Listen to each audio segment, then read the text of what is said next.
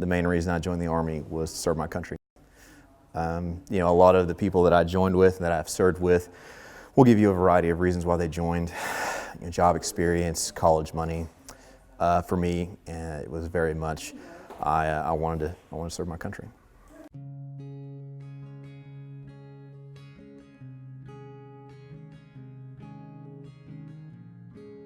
My son and I, Adam, we were jogging around West Mountain one afternoon. We began talking about our future. I brought up the idea of maybe joining the Army.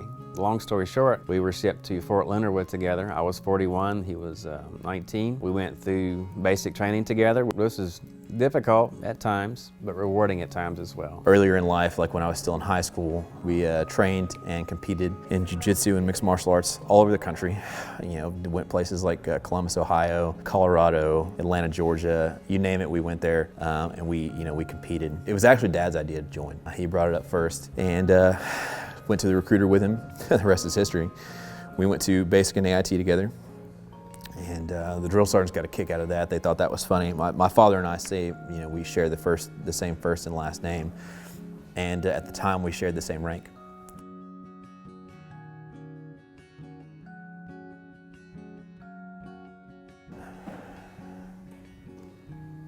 If you're going to join the military, if that's something that you have in your mind, and this is to anybody who watches this, I would tell you to do it for the right reasons.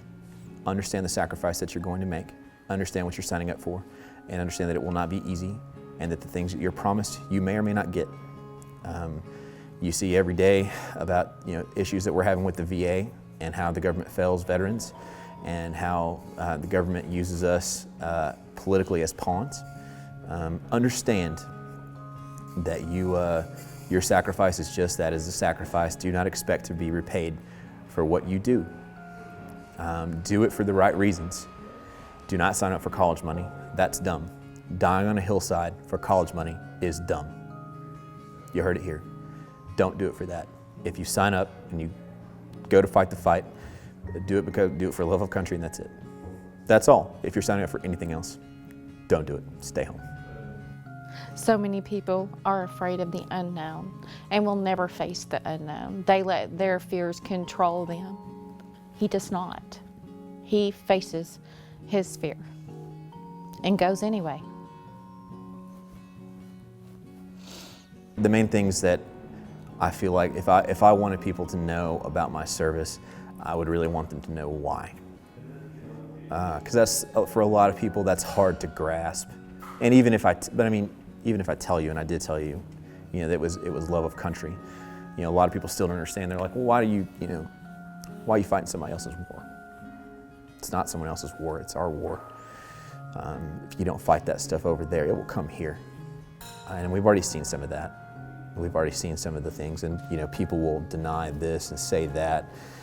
There's a lot of talking heads that will have commentary about this or that, and they'll say this or that, oh, well, that's our fault, and we made a mess, so we have to clean it up. And I don't disagree with some of that.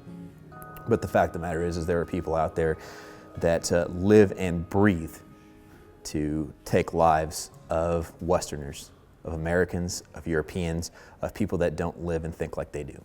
And the reality is, if we don't handle that, if we don't take care of that, it will follow us home. So either go fight the war, go fight the fight, or fight it in your own streets. And you don't want the stuff that we did over there to be here. I promise you. Speaking not from a soldier's perspective, but from a parent's perspective, you watch the news a lot. You watch for phone calls. You worry, wanting to hear from them, fearing the doorbell or fearing the phone call that might bring the news that maybe he's not coming back home. All I could think about was all those stories, all the news, all the media, until I stopped watching it.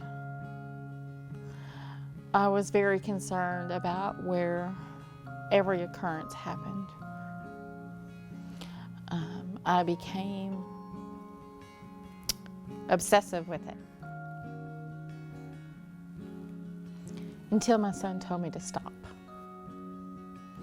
He said, Mom, I'll let you know when there's reason to worry. And I stopped watching. And I stopped worrying. And after that, I was able to talk to him more. like he's my son. It was just at 11 months since I'd left Afghanistan the first time to when I went back. And I felt like there were some things that I had left undone, and I was excited to have a chance to go back and do them. After my third deployment, I went through a divorce. You know, I've not been around for most of my kids' lives.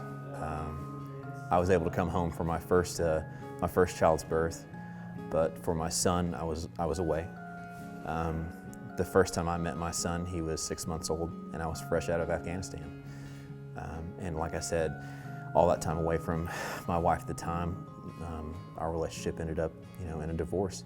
And things really still aren't very, you know, good between us because of all that time. There's a lot of bitterness. And you know, it's not really anybody's fault. It had to be done at the time. It was the right thing to do, and I don't regret what happened. I don't regret going. But yeah, it's extremely difficult on the family. You know, there was a phrase in the military we had, a cadence that we said when we marched or when we ran, and it was part of the cadence was go to war, go to jail, and that's reality. You're going to go. But you know, I didn't have to re-enlist. No one made me. The reason I stay in, the reason I keep doing it is because I love it and I'm good at it. And I believe in what we're doing over there. A lot of people have a lot of opinions about Afghanistan and about Iraq and about what's happening over there. And I'll tell you this, the people who oppose those conflicts have a fundamental misunderstanding of strategic level homeland defense. The fact of the matter is you cannot leave large swaths of land unattended to. You can't let those regions get destabilized. And while economic reform in those places is needed, and while there is room for diplomatic things, there are individuals in those parts of the world that cannot be reasoned with. The only thing that they understand, the only thing that will work is the edge of a blade. And that's a tough reality for a lot of people in the United States to face because, you know, most people are not made the way people like me are made, and that's fine. I'm happy to be that person. I'm happy to go where my country needs me to go to do things that the average individual does not want. It's always very anxious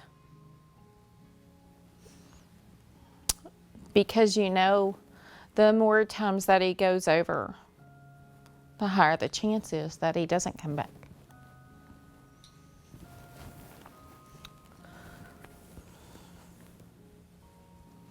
But I know in his heart that this is what he was meant to do. He loves this. He was made to do this. There are certain people that make up this world, and he is one of the people that do this. And I love him that he has found his passion, that he has found what he's supposed to, his path for this world. But it doesn't make it any less scary. I'm excited, as once again, it's something I haven't done yet. It's a place I haven't been.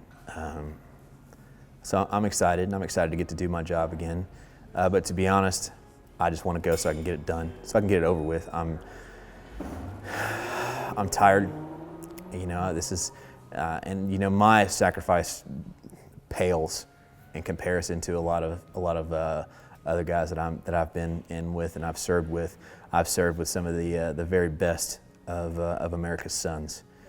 And I was talking to a buddy of mine. You know, he's on his 7th deployment now. This is only my 4th. And a lot of people are like, "Oh man, 4 deployments."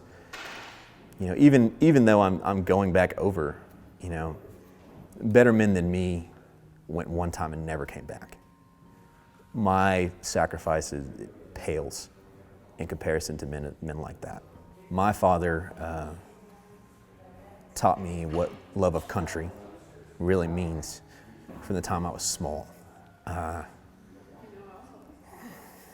You know, a lot of people call soldiers heroes. We hate that, by the way. The heroes are all dead. the heroes are the ones that never came home. But from the time I was small, Dad made sure to point out to me what heroes looked like. And I don't know anyone who would sacrifice more for what he believes in than my dad.